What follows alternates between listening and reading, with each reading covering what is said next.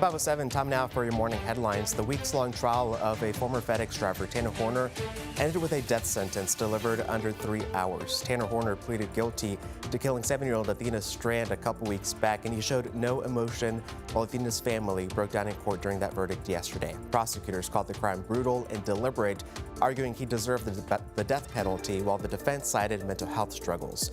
The jury ultimately sided with the state. Athena's family said justice was served, vowing her memory will live on as Horner faces a long appeals process. New information this morning about the hantavirus outbreak linked to a cruise ship.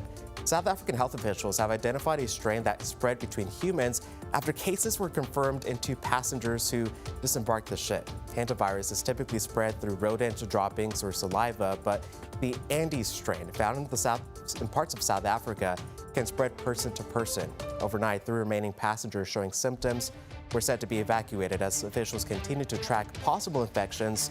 So far, 3 people have died and another remains hospitalized.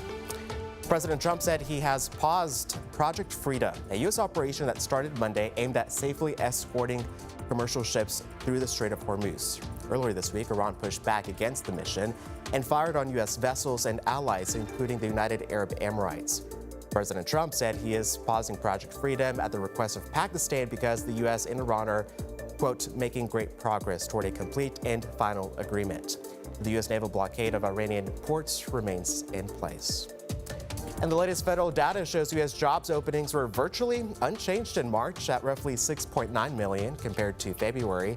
The job openings and labor turnover survey also showed that layoffs ticked up in March, but so did hiring. The data comes ahead of the next federal job reports.